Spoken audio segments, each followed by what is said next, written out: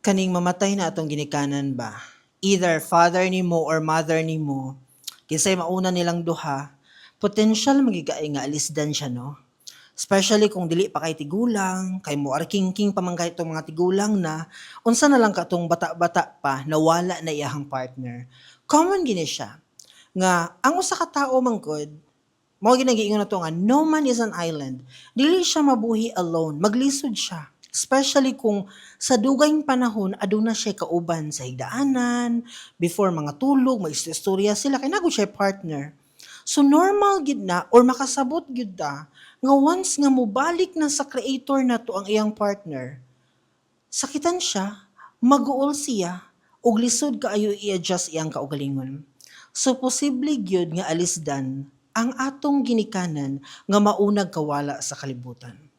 Akong conclusion ana mga my dear, wala ko'y problema ana gyud kay nakasabot ko nga naa kay panginahanglanon as a person, di ba? Siyempre, taor gud ka. So, mangita jud kag kauban nimo, makaistorya nimo, same as before. Ang ako lang tanang hangyo, nga once gani nga magminyo mo usab, hawa mo sa inyohang mga anak. Kung sila ang nagbuhi sa inyo, kung sila ang gahatag sa inyong mga resources and mga needs, biya, adto sa laing dapit.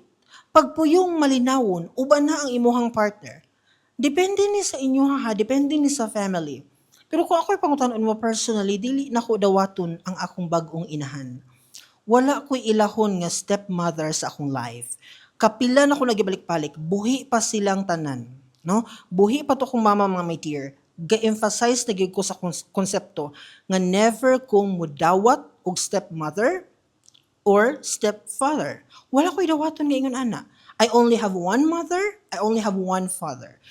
Kung kinsay mauna nila, dawaton ako or akong i-accept ang reality nga posibleng magminyo ang isa sa ilaha para mahimong nindot gyapon ilang kinabuhi, malipayon gyapon sila, pero you cannot expect nga akong dawaton ang imong partner. Never in my entire life. Wala jud kay maasahan sa ako. 'Di ba? Kay isa ra kong ilhon gyud. Ako gitagaan ta kag freedom. Kung ako ang nasa situation hagyatagan ta kag full authority nga mo decide, freedom to make your own family, but you have to get out from my family. Wala kay suportang makuha gikan sa ako.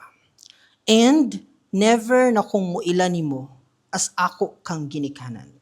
Sorry, but that's my stand. Mao gini akong stand. Dili na ta ka ginikanan. You have your own family already. Maningkamot ko nga padayon akong kinabuhi, but never ta kang ilhon as akong ginikanan.